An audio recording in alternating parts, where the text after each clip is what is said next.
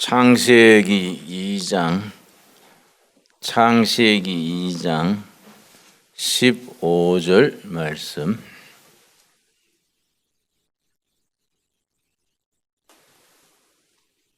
여호와 하나님이 그 사람을 이끌어 에덴 동산에 두어 그것을 경작하며 지키게 하시고, 에덴 동산 할 때 에덴이란 말은 행복, 쾌락, 기쁨을 누리는 곳, 그런 의미입니다. 그래서 에덴 동산은 행복 동산, 즐거운 동산, 그 의미입니다.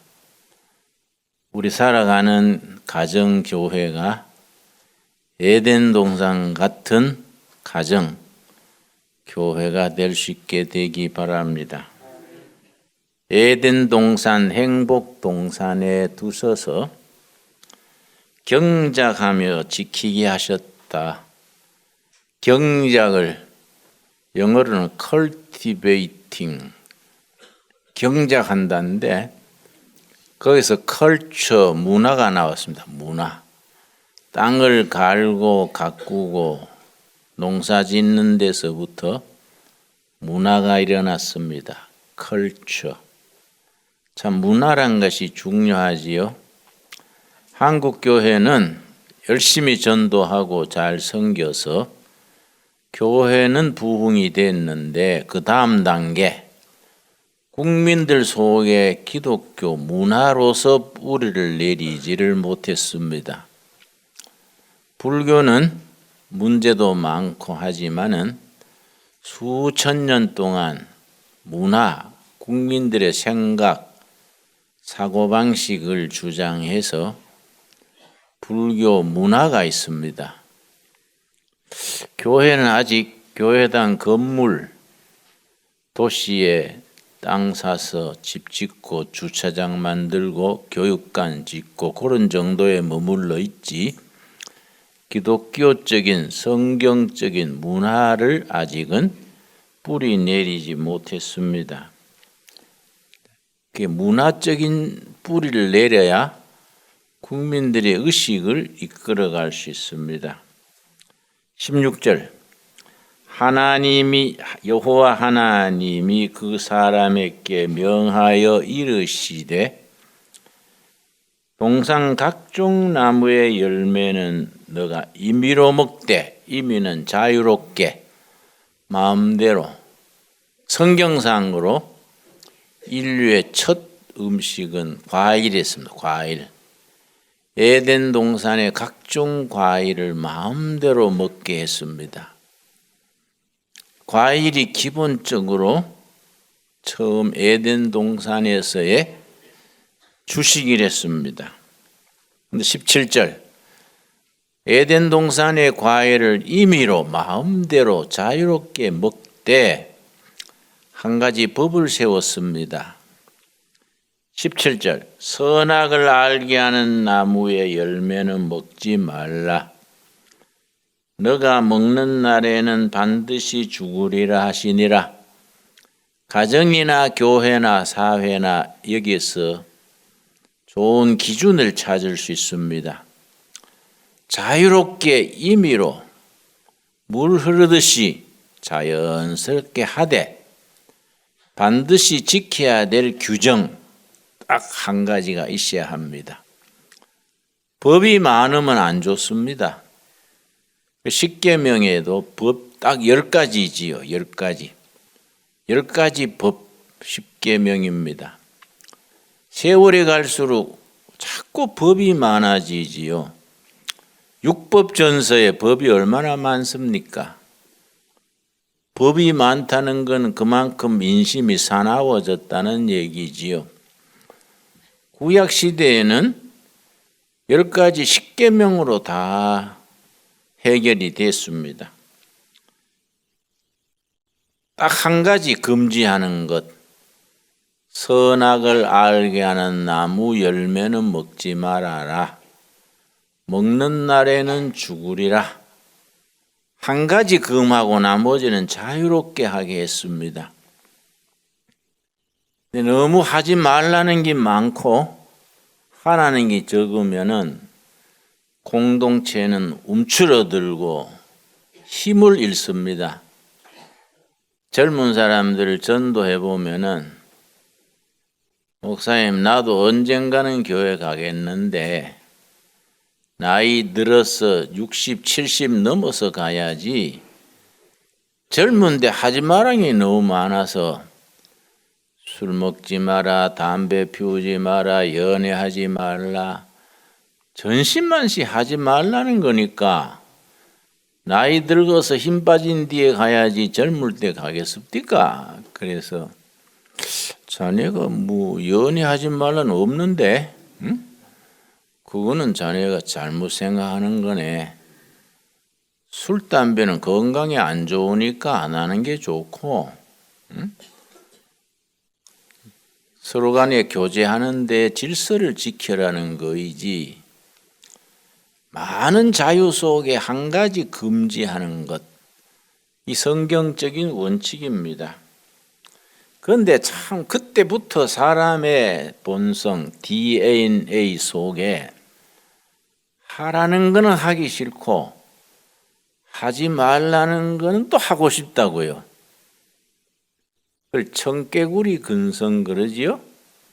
사람의 본성 속에 그때나 지금이나 같은 것 같아요. 하지 말라 하면은 굳이 하고 싶고 하락하면 또 하기가 싫어요. 자, 3장 6절. 여자가 그 나무를 본즉 먹음직도 하고, 첫째입니다. 먹음직하고, 둘째 보암직하고, 셋째 지혜롭게 할 만큼 탐스럽기도 한 나무인지라. 여자가 그 열매를 따먹고 자기와 함께 있는 남편에게도 주매 그도 먹은지라. 세 가지입니다. 먹음직, 보암직, 지혜롭게 할 만큼 탐스러운 것. 이 세 가지가 늘 인간을 유혹하는 세 가지 근원입니다. 사무엘상 2장. 항상 유혹은 세 가지로 접근합니다. 사무엘상 2장 말씀, 2장 12절 말씀. 우리가 시험에 들고 실족하고 유혹에 빠지는 것은 세 가지 중에 한 가지입니다. 사무엘상 2장 12절. 엘리의 아들들은 행실이 나빠 여호와를 알지 못하더라. 엘리 대제사장의 아들들이 행실이 나빴습니다. 그래서 교회 중진, 목사, 장로, 교회 중심 일꾼들의 자녀들이 빗나가는 경우가 많습니다. 그래서 영어로 쓰는 욕 중에 저 녀석은 PK인가 봐. 버릇없고 아주 법도 안 지키고 아주 개판치는 사람들을 나무랄 때 저 자식은 PK인가 봐. P는 패스터, 목사입니다. K는 키드, 어린이. PK는 목사 자식인가 봐. 저렇게 문란하고 소란 피우고 공동체 정신도 없고 그렇게 욕이 생겼습니다. PK인가 봐. 목사들 자녀들이 빗나가는 경우가 참 많습니다. 13절. 그 제사장들이 백성에게 행하는 관습은 이러하니 곧 어떤 사람이 제사를 드리고 그 고기를 삶을 때에 제사장의 사환이 손에 3살 갈고리를 가지고 와서 그것으로 냄비에나 솥에나 큰 솥에나 가마에 찔러 넣어 갈고리에 걸려 나오는 것은 제사장이 자기 것으로 가지되 3살 갈고리 제사장직은 승계가 됩니다.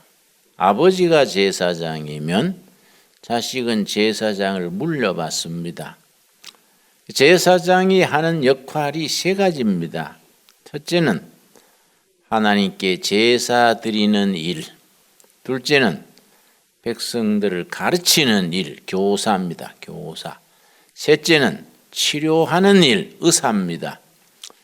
구약시대 제사장은 자손 대대로 승계가 되는데 하는 역할은 하나님께 제사 드리는 제사 업무, 국민을 가르치는 교사 교육 업무, 병든 걸 고치는 치료하는 의사 업무, 이게 제사장들이 맡은 직책입니다. 그런데 엘리 대제사장의 아들이 빗나가서 아주 버릇이 형편없어서 사람들이 제물을 가지고 오면 그걸 하나님 제단에 바치기 전에 저가 먼저 손대는 거지요. 3살 갈고리로 콕 찍어서 안심 같은 좋은 부분을 끄집어내서 하나님께 제사 지내기 전에 저가 먼저 먹는 겁니다. 그렇게 하니까 이거 뭐 제사가 법도가 안 서고 영적으로 무질서해지지요.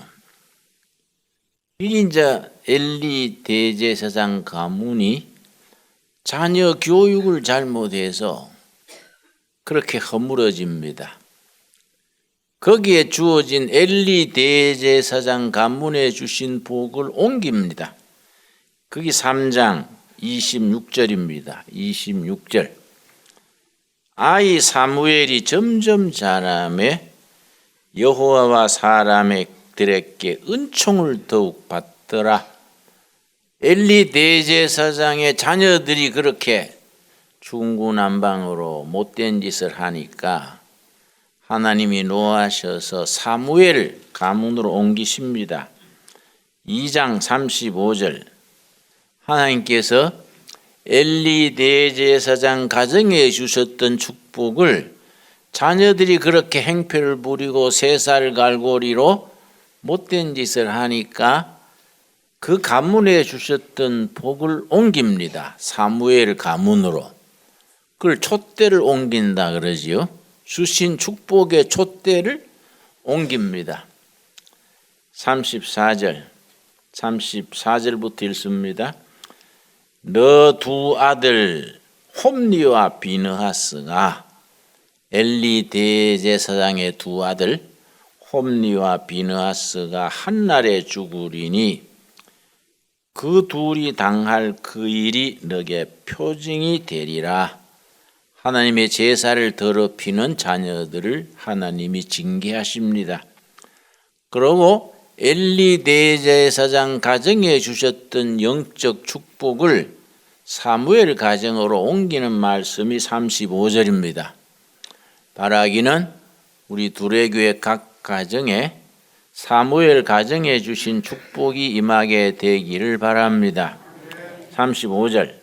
내가 나를 위하여 충실한 제사장을 일으키리니 불충실한 제사장 엘리 제사장은 축복을 거두시고 충실한 제사장을 하나님이 직접 일으키시겠다. 이 사무엘의 가문으로 촛대를 옮기는 겁니다. 그 사람은 내 마음 내 뜻대로 행할 것이라. 누구에게로 옮기느냐? 하나님의 마음 하나님의 뜻에 합당한 자 사무엘 쪽으로 옮기십니다. 사무엘은 하나님의 마음 하나님의 뜻에 합당하게 행하고 하나님은 사무엘과 후손들에게 무슨 복을 약속하시느냐? 그 다음이 중요하지요. 내가 그를 위하여 견고한 집을 세우리라. 사무엘은 하나님의 마음 하나님의 뜻대로 진실되게 행하고 하나님은 그 가문을 축복하셔서 견고한 집, 견고한 집, 거기에 줄을 칩시다. 견고한 집, 흔들리지 않는 가문을 말합니다. 흔들림 없는 가문, 영적으로, 경제적으로, 사회적으로. 그 영어 성경에는 unshaking family, family 하면 가문을 가문, 흔들리지 않는 가문, 영적으로, 경제적으로, 사회적으로 흔들리지 않는 가문을 내가 보장한다. 사무엘은 하나님의 마음, 하나님의 뜻대로 살고 하나님은 그 가문을 보장하시는 겁니다. 그런 축복이 여러분 가정에 꼭 임하게 되기 바랍니다. 근데 엘리 대제사장 가정은 참 안 됐어요. 그 자녀들이 행패를 부려서 3살 갈고리로 못된 짓을 하고 하나님이 그 가정에 주신 축복을 거두넘깁니다. 요한 1서 2장, 저 신약 뒤편에 가서 요한 1서 2장 보겠습니다. 하나님께서 요한 1서를 통해서 우리에게 주시는 말씀, 자 1서 15절 말씀, 2장 15절, 요한 1서 2장 15절. 이 세상이나 세상에 있는 것들을 사랑하지 말라. 누구든지 세상을 사랑하면 아버지의 사랑이 그 안에 있지 아니하니, 세상이 미워하거나 필요 없다는 게 아니고 사랑의 우선순위를 말합니다. 요즘 많이 쓰는 말로 사랑해야 될 프라이오리티, 우선순위. 하나님을 사랑하고 하나님이 지으신 피조물, 물질, 기업, 재물은 관리하는 겁니다. 그걸 청지기 직거럽니다. 그런데 하나님은 소홀히 하고 세상 물질을 사랑하면 그게 이제 우상 숭배가 되고 하나님 앞에 그는 죄를 짓는 거지요. 16절. 세상에 속한 것들 3가지가 나옵니다. 저 창세기 2장에 먹음직, 보암직, 바람직 하듯이 엘리의 아들들이 3살 갈고리로 못된 짓을 하듯이 항상 세상의 것은 삼박자로 다가옵니다. 16절. 이는 세상에 있는 모든 것이, 첫째 뭡니까? 육신의 정욕, 먹음직입니다. 먹음직, 육신의 정욕과 안목의 정욕과 보암직, 눈으로 죄짓는 보암직, 이생의 자랑이니, 지혜롭게 할 만큼 탐스럽게 한 이생의 자랑이니 다 아버지께로부터 온 것이 아니요. 어디서 왔습니까? 세상, 육신, 인간의 허영, 탐욕. 하나님 아버지로부터 온 것이 있고 세상의 욕심으로부터 온 것이 있습니다. 세상으로부터 온 것 3가지, 육신의 정욕, 안목의 정욕, 이생의 자랑. 이거는 세상에서 온 것이 하나님으로부터 온 것이 아니다. 17절. 이 세상도 그 정욕도 지나가되 오직 하나님의 뜻을 행하는 자는 영원히 거하느니라. 끊임없이 변화되고 사라지고 등장하는 이 변화무쌍한 세상에서 변하지 않는 것 3가지가 있습니다. 변하지 않는 것 3가지. 하나님이 변하지 않으시고, 하나님의 말씀이 변하지 아니하시고, 변하지 않는 하나님과 변하지 않는 하나님의 말씀으로 사는 성도들의 삶이 변하지 않습니다. 이 3가지죠. 이 세상도 그 정욕도 지나가되 오직 하나님의 뜻을 행하는 자는 영원하니라. 육신의 정욕도 안목의 정욕도 이생의 자랑도 다 지나가 버리지만은 영원한 것 세 가지가 있다.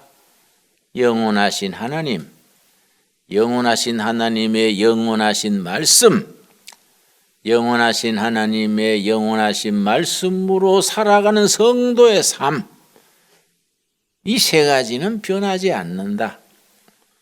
자, 오늘의 본문인 마태복음 4장, 예수님께서 40일 금식하시고 예수님이 사역을 시작하시는 첫 발걸음에 세 가지 시험을 당하십니다. 항상 예수님 때로부터 지금까지, 에덴 동산 때부터 지금까지 성도들의 유혹을 하고 넘어지게 하는 것은 세 방향으로 들어옵니다. 그 사람에게 가장 큰 약점으로 다가옵니다. 가장 그 사람의 젊은 날에는 정욕으로, 물질에 고생한 사람들에게는 물질로, 어디에 대접받지 못하고 살아간 사람은 명예심으로, 뭔가 한 가지 그 사람에게 가장 약한 부분을 거기에 사탄이 틈을 파고 들어옵니다. 예수님에게 세 가지 시험을 당하셨는데 마태복음 4장 첫 부분에 나오는 예수님의 세 가지 시험이 예수님 한 분에게만 있었던 시험이다, 이게 아니고 모든 인류 누구에게나 공통된 세 가지 시험입니다. 그 시험이 우리들에게 이런 모습으로 저런 모습으로 다가오는 겁니다. 4장 1절, 그때가 언제냐? 40일 금식을 마치시고 난 그때에 예수께서 성령에게 이끌리어 마귀에게 시험을 받으러 광야로 가사 40일 금식하시고 유대 광야, 사막입니다. 유대 사막. 거기 우리 성경에는 광야로 나오지만은 원문이나 영어에는 데저트, 사막입니다. 사막. 그 사막에서 40일 금식하시고 난 뒤에 2절, 40일을 밤낮으로 금식하신 후에 줄이신지라.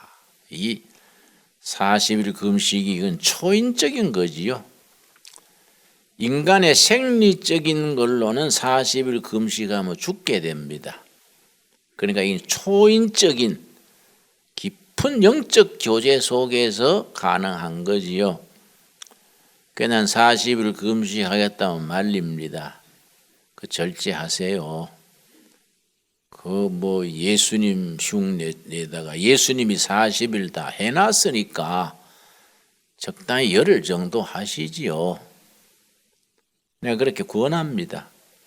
또 그렇게 40일 금식에 성공하신 분들도 많이 있습니다. 전 세계에서 40일 금식을 성공한 사람이 한국 교회 제일 많습니다.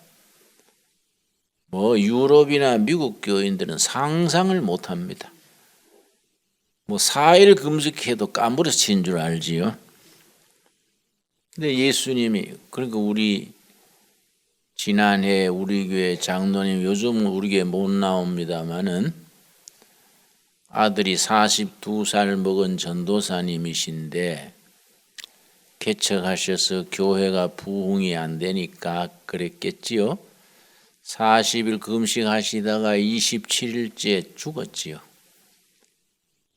우리 교회 장로님이 이랬는데 참 본인도 그걸 말을 못 하시고 위로하기도 참 좀 분위기가 그래요. 40일 금식하시다가 27일 만인가 죽으셨으니 참 딱하지요. 우리 둘의 마을처럼 열흘만 하지 뭘 힘들게 하다가 죽었을까. 여러분, 성경에는 절제를 늘 가르치죠. 절제.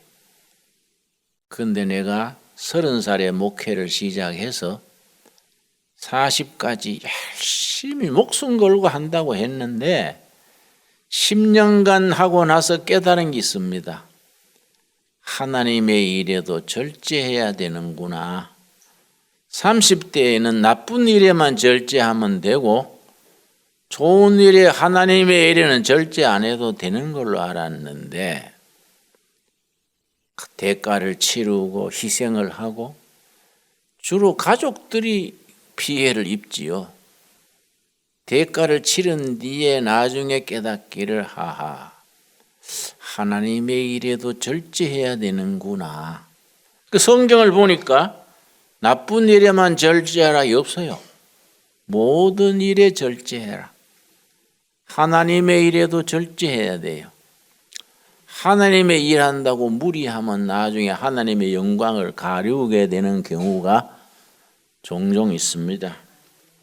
예수님이 40일 금식하시고 사탄이 딱 첫 번째 시험을 뭘 걸겠습니까? 40일을 굶었으니 금식하셨으니 첫째 떠오르는 것이 먹는 거지요. 우리 열흘 금식할 때 이 산을 한 바퀴씩 돌지 않습니까? 제일 힘드는 데가 요 바베큐 집 앞에 불고기 냄새 맡는 게 제일 어렵다 그래요. 안 그래도 지금 꿈에도 떡이 밥이 보이는데 사탄이 그걸 딱 거는 거예요. 뭐라고 시험했습니까? 3절. 시험하는 자가 예수께 나와서 이르되 너가 만일 하나님의 아들이거든 명하여 이 돌들로 떡덩이가 되게 하라. 돌이 떡이 되게 해라. 안 그래도 지금 40일 금식하셔서 돌이 떡이로 보이죠 지금. 근데 딱 그걸 거는 거죠. 이게 진짜 하나님의 아들이지 않냐. 이 돌이 떡이 되게 해봐. 그때 예수님이 그래 하셨으면 세계 식량 문제는 해결됐겠지요. 누구든지 예수 믿고 성령 받아서 돌이 떡이 되라, 밥이 되라, 뚝딱 그러면 밥이 되면 세계 식량 부족은 없어지지 않았겠습니까? 예수님이 그때 뭐라고 대답하시느냐? 신명기 8장 3절로 딱 대답을 하셨습니다. 4절, 4장 4절. 예수께서 대답하여 이르시되 기록되었으되 어디에 기록되었다고요? 신명기 8장 3절에 기록되었으되 사람이 떡으로만 살 것이 아니요. 떡은 경제입니다. 경제. 물질, 경제, 재물. 사람이 떡으로만 살 것이 아니요. 하나님의 입으로부터 나오는 모든 말씀으로 살 것이라 하였느니라. 하나님의 입으로 나오는 말씀이다. 말씀이 있고 떡이 있어야지. 말씀이 없이 떡만 있으면 인간을 식충이죠. 식충. 그걸 식충이라 그래요. 먹는 벌레. 식충. 말씀 없는 떡은 뭐이냐? 인간 영혼을 좀 먹는 식충이다. 사람이 떡으로만 붙은 거는 떡이 있어야 된다는 걸 전제합니다. 경제가 중요하고 있어야 되는데 경제 이전에 먼저 있어야 될 것이 있다. 신명기 8장 3절에 사람이 떡으로만 사는 것이 아니라 먼저 하나님의 말씀이 있고 그 위에 떡이 있어야 된다. 그래서 요한복음에 보리떡 5개와 물고기 2마리로 5,000명 먹이셨지요? 요한복음 6장입니다. 보리떡 5개, 물고기 2마리, 5,000명 먹이신 뒤에 예수님이 같은 시간에 꼭 말씀하셨습니다. 내가 떡이다. 지금 먹은 떡은 한 끼 지나면 소화돼 버려. 생명의 떡, 영원한 떡이다. 자신이 떡이신 것을 보여주기 위해서 보리떡 5개로 이적을 베푸신 거지요. 자, 두 번째 시험 5절 말씀. 마태복음 4장 5절. 이에 마귀가 예수를 거룩한 성으로 데려다가 성전 꼭대기에 세우고 이르되 너가 만일 하나님의 아들이거든 뛰어내리라 기록되었으되. 어디에 기록된 말씀이냐? 신명기 6장 16절. 신명기 6장 16절에 뭐라고 기록되었느냐? 기록되었으되 그가 너를 위하여 그의 사자들을 명하시리니 그들이 손으로 너를 받들어 발이 돌에 부딪히지 않게 하리로다 하였느니라. 사탄이 그렇게 딱 시험을 건 거지요. 이거는 이제 보암직한 거. 돌이 떡이 되게 하는 것은 먹음직한 거. 예루살렘 성전 꼭대기에서 사뿐 나비처럼 내려앉아서 땅에 앉으면 보암직한 인기, 요즘 말은 파푸리즘, 인기지요. 예수께서 뭐라고 대답했습니까? 7절. 예수께서 이르시되 또 기록되었으되. 어디에 기록되었다고요? 신명기 6장 16절에 기록되었으되 주 너의 하나님을 시험하지 말라 하였느니라 하시니. 첫 번째 시험은 신명기 8장 13절로 막으시고 두 번째 시험은 신명기 6장 16절의 말씀으로 주 너의 하나님을 시험하지 마라. 네 인기 끄는 일에, 네 자랑하는 일에, 인간의 욕망을 채우는 일에 하나님의 능력을 이용하려 하지 마라. 그래서 여러분, 십계명에 여호와의 이름을 망령되이 일컫지 말라 기억나시지요? 망령되이 일컫지 말라는 말의 의미 중에 하나는 하나님의 이름을 네 이익을 위하여 이용하지 마라. 하나님을 이용 대상으로 삼지 말아라. 하나님 이용해가지고 뭐 재미 보고 장사하고. 그래서 저는 교회에서는 성도들끼리 사업 같이 하지 말라 그럽니다.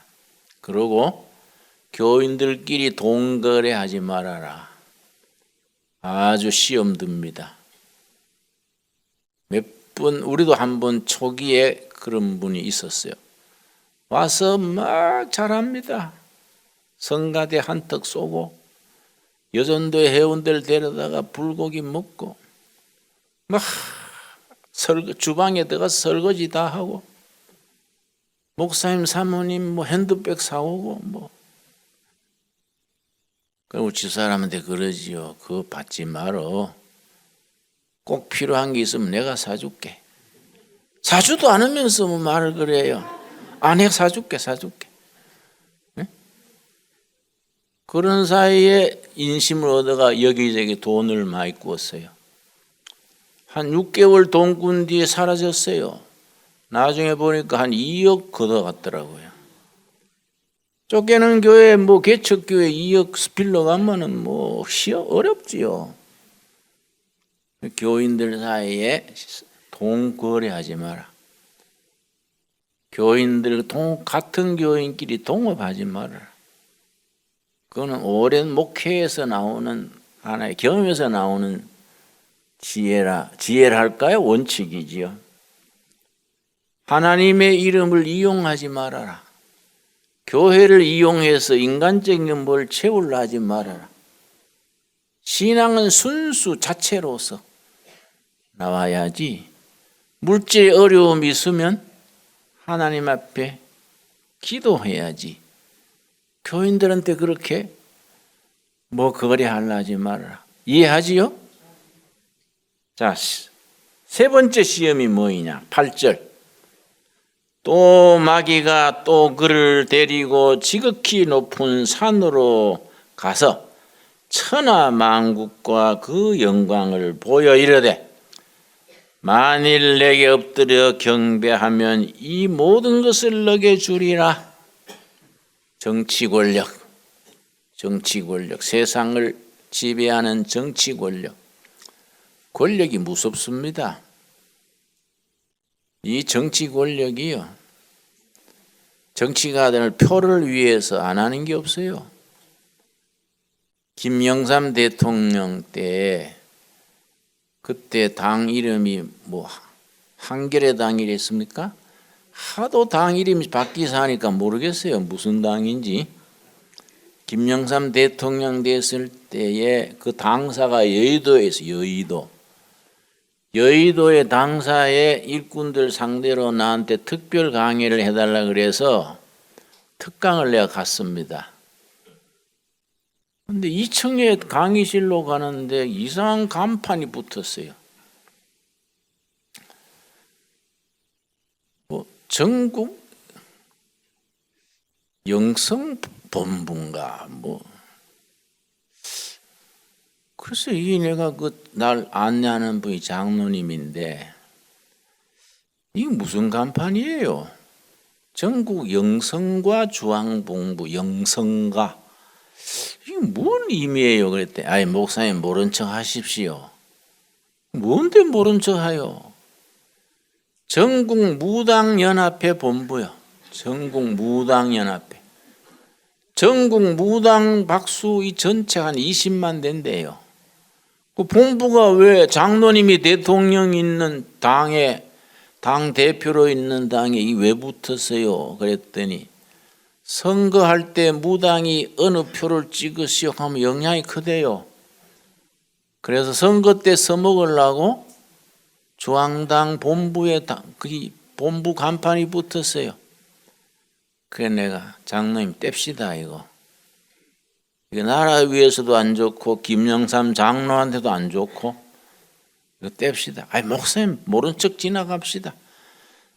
장로님 분명히 얘기합니다. 내려올 때까지 안 떼면 내가 내려가면 뜯겠습니다. 경범죄 해당돼도 괜찮아요 나. 응? 그래 내가 확실하게 얘기했는데 내려올 때 보이 치웠더라고요. 어떻게 장로가 당대표고 대통령인데 전국 무당협회 본부 간판이 거기 붙었습니까? 옛날에 윤치영 서울시장 서울 무슨 교회 장로입니다.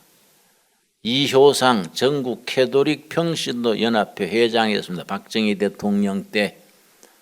이효상은 전국 캐톨릭 연합회 회장이고 윤치영은 서울시장 윤치영은 서울 이름을 잊었네. 그 교회 장로인데 서울 남산에 가면은 조개 껍질이라고 음악당 아세요? 음악당 조개 껍질처럼 이렇게 생겨서 거기 음악당 앞에 무당들이 돼지 머리 놓고 떡 놓고 전국 무당 대회를 했습니다. 거기에 장로님과 캐톨릭 평신도 회장이 거기 가서 돼지 머리 앞에 절했어요. 선거 앞두고. 그래서 내가 그때부터 죽은 돼지고기가 항상 웃고 있다. 응? 여러분 돼지고기 그 돼지 머리 보십시오. 늘 웃고 있습니다. 그때부터 웃는다. 응? 내가 유머와 삼아 그렇게 말하지요. 정치 권력 앞에는요 장로도 필요 없고 뭐 캐톨릭도 필요 없고 이거는 표 앞에는 사람들이요 추풍낙엽이요. 지금 나한테 절해라. 천하의 권력을 다 너한테 주겠다. 예수님이 뭐라 그랬습니까? 자, 9절 다시 읽습니다. 이르되 만일 내게 엎드려 경배하면 이 모든 것을 너게 주리라. 10절 이에 예수께서 말씀하시되 사탄아 물러가라 기록되었으되 신명기 6장 13절입니다. 신명기 6장 13절 말씀으로 딱 세 번째 시험, 명예, 권력에 대한 시험을 막는 것이요. 주 너희 하나님께 경배하고 다만 그를 섬기라. 정치 권력, 명예 권력을 섬기지 말고 하나님을 섬겨라.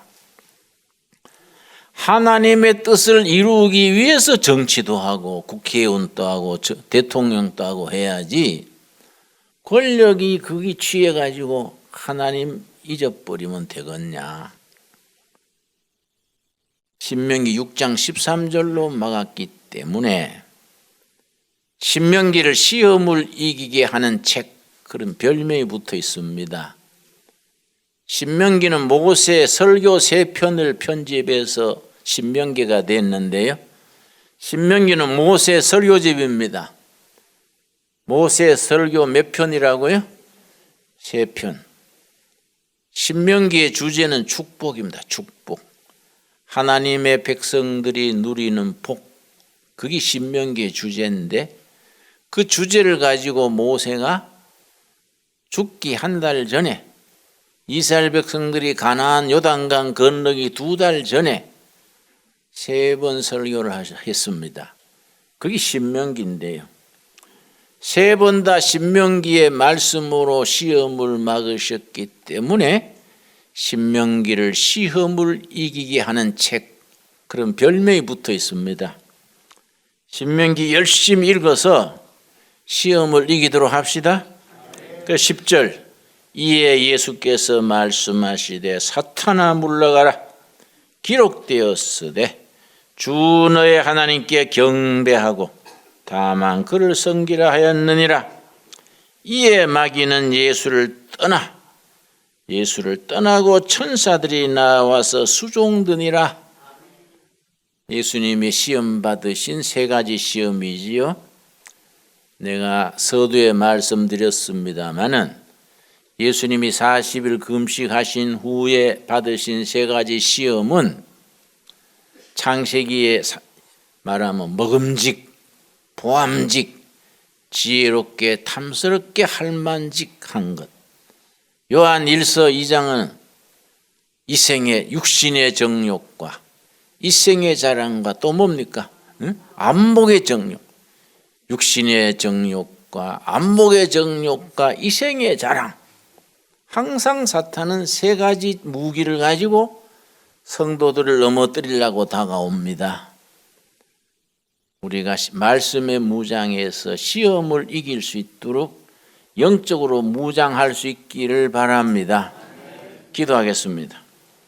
하나님, 우리 마태복음을 주일 오후에 공부하고 있습니다. 오늘은 4장에 예수님이 40일 금식 후에 받으신 3가지 시험을 공부했습니다. 우리에게도 시와 때를 따라 시험이 다가옵니다. 말씀과 기도로 무장하여 승리하게 하여 주시옵소서. 예수님 이름 받들어 기도드렸사옵나이다. 아멘.